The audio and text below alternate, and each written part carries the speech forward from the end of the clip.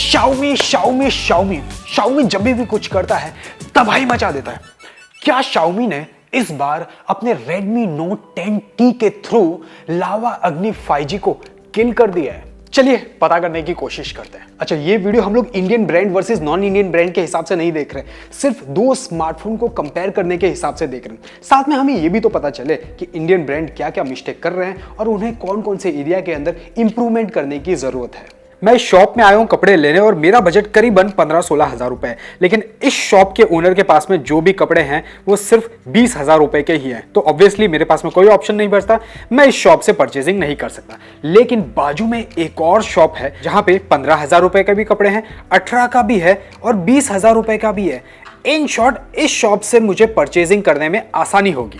Yes दोस्तों, यहीं पे Xiaomi का Redmi Note 11T बाजी मार जाता है, क्योंकि वहां पे हमें बहुत सारे ऑप्शंस देखने को मिल जाते हैं, एफोर्डेबिलिटी देखने को मिल जाती है। जिन पब्लिक का बजट अगर 17,000 है, 18,000 है, वो लावा अग्नि 5G नहीं ले पाएंगे, क्योंकि लावा अग्नि 5G की जो प्राइस है वो 20,000 रुपए है। लेकिन Xiaomi ने क्या दिमाग लगाया, उसने एफोर्डेबल स्मार्टफोन बना दिया। उसने रैम इंटरनल स्टोरेज कम करके स्मार्टफोन को 17,000 रुपए तक ले आया।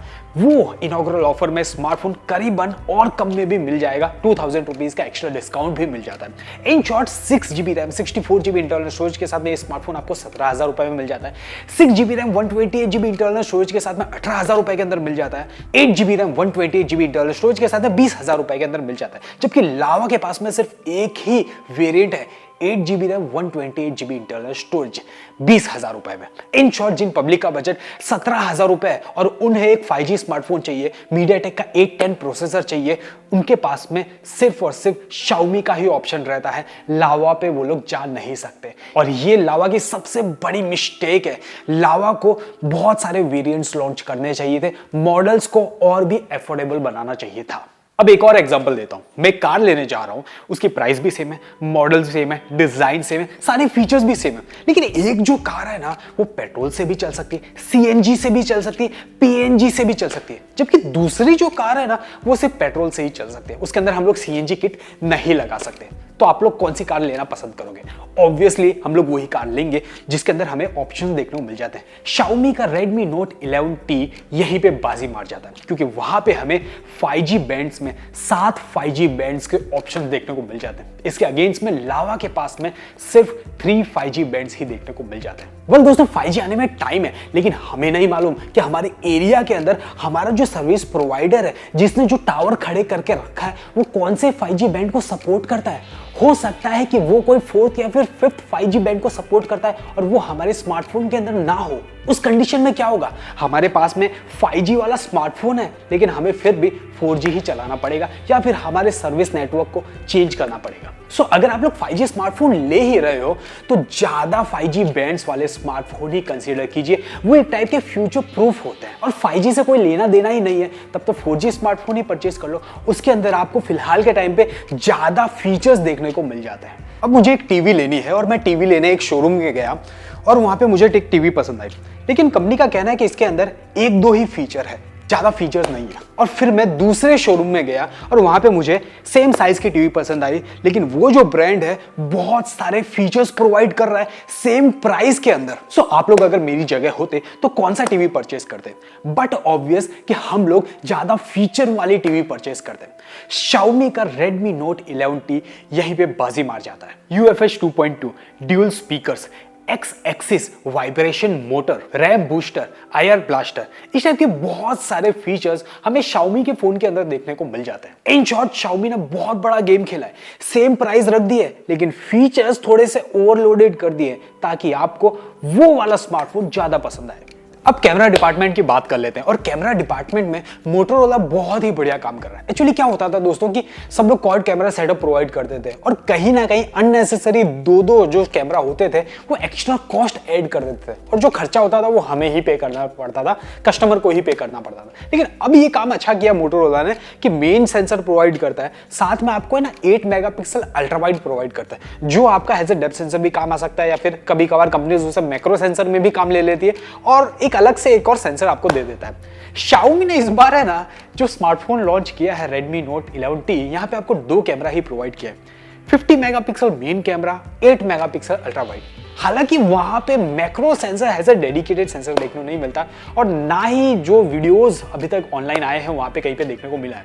तो इन शॉर्ट वो जो 8 मेगापिक्सल का जो कैमरा है वहां पे आप depth sensor as a use कर सकते हो। अल्ट्रा वाइड एंगल कैमरे से मैक्रो सेंसर अगर अटैच कर दिया जाता as a tool, as a feature, तो बहुत ही बढ़िया रहता। लेकिन फिलहाल के टाइम पे वहां पे आपको 2 कैमरा ही देखने को मिलता है। बहुत बढ़िया तरीके से कॉस्ट कटिंग भी की है, लेकिन एक अच्छा ऑप्शन भी प्रोवाइड किया है कि मेन जो सेंसर है वो प्रोवाइड किया है। और अगर हम लोग लावा की बात करें तो लावा ने as a dedicated 4 camera provide किए हैं, लेकिन लावा ने एक बहुत बड़ी मिस्टेक की है, वो मैं आपको बताता हूँ। 64 मेगापिक्सल रेजोल्यूशन प्रोवाइड किया, नॉट एन इशू, उसके अंदर कोई प्रॉब्लम वाली बात नहीं। लेकिन जो अल्ट्रा वाइड एंगल कैमरा होता है ना, वो 5 मेगापिक्सल रेजोल्यूशन ही प्रोवाइड किया। ये सबसे बड़ी प्रॉब्लम होती है किसी भी ब्रांड के लिए, क्योंकि हमें समझना चाहिए कि अल्ट्रा वाइड एंगल कैमरा जो होता है बहुत बड़ा एरिया कैप्चर्ड करता है, हाई रेजोल्यूशन उसमें होना चाहिए। 5 मेगापिक्सल से आप लोग फोटो को जरा भी जूम करोगे ना, फाड़ जाएगी। तो इन शॉर्ट वो सिर्फ देखने में ही अच्छी लगेगी आपके छोटे से मोबाइल की स्क्रीन के अंदर, वैसे आप लोग नहीं देख पाओगे। इसके अलावा 2 और सेंसर देखने को मिल जाते हैं, 2 megapixel depth sensor, 2 megapixel macro sensor. अभी कल ही मैंने YouTube पे बहुत सारे वीडियोस देखे Xiaomi के Redmi Note 11T के चाइना वेरिएंट की। उसकी जो कैमरा क्वालिटी है बहुत ही बेकार बताई गई। एक वीडियो के अंदर नहीं बल्कि बहुत सारे वीडियो के अंदर उसकी जो कैमरा क्वालिटी है बहुत ही बेकार बताई गई। लेकिन जो सेंसर यूज किए गए हैं, मेन सेंसर, सेल्फी सेंसर, वो बहुत हाई क्वालिटी के सेंसर है दोस्तों। और Xiaomi का जो हमने पहले से चीजें देख के आई है, उसके अंदर उसकी जो कैमरा क्वालिटी होती है वो अच्छी होती है, डिसेंट होती है, इतनी बेकार नहीं होती। उस हिसाब से भी जब भी ओरिजिनल इंडिया वाले जो यूनिट्स होंगे उसकी जो कैमरा क्वालिटी आएगी तब देख के हम लोग डिसाइड कर पाएंगे। क्योंकि अगर मैं अपने स्मार्टफोन की बात करूं तो मेरा ये 48 मेगापिक्सल रेजोल्यूशन वाला कैमरा है, अच्छी क्वालिटी प्रोड्यूस करता है कंपेयर टू 64 मेगापिक्सल सेंसर। अब कर लेते हैं मुद्दे की बात। Xiaomi ने बहुत बढ़िया दिमाग लगाया है। स्मार्टफोन लगभग सेम ही प्राइस का है, यानी कि 20,000 रुपए के अंदर आपको लावा अग्नि 5G भी देखने को मिल जाता है और Xiaomi का Redmi Note 11T भी देखने को मिल जाता है, 8GB RAM, 128GB internal storage.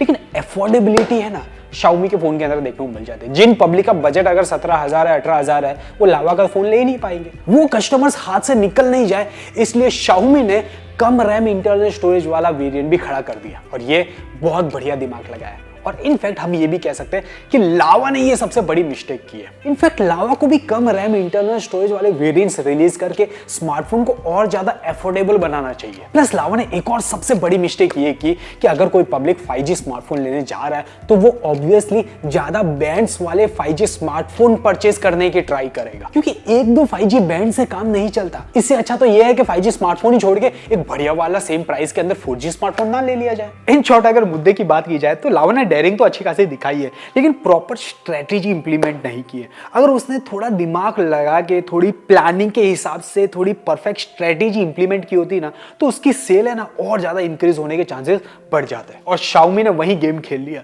Xiaomi ने लावा का फोन देख लिया, उसके बाद में उस हिसाब से प्लानिंग की कि सेम प्राइस भी रह जाए और एक्स्ट्रा फीचर्स भी मिल जाए, स्मार्टफोन और अफोर्डेबल भी हो जाए। इन शॉर्ट, इंडियन ब्रांड्स को, इंडियन कंपनीज को बहुत ज्यादा रिसर्च करने की जरूरत है, बहुत ज्यादा चीजें सीखने की जरूरत है और अच्छी तरीके से इंप्लीमेंट करने की भी जरूरत है। सो अगर आपको हमारा वीडियो अच्छा लगा है, इंफॉर्मेटिव लगा है, कुछ अच्छी चीजें आपको सीखने को मिली है, तो फटाफट से वीडियो लाइक, हमें नीचे कमेंट में जरूर बताएगा कि आपको Xiaomi का Redmi Note 11 पसंद आया है या फिर लावा अग्नि 5G, हमें नीचे कमेंट में जरूर बताएगा। इसके अलावा बहुत मेहनत से आप सभी के लिए कुछ वीडियोस बनाए, जाके चेकआउट कर लीजिए। मिलता है वीडियो में, तब तक के लिए tata bye bye. This is Vivek signing of.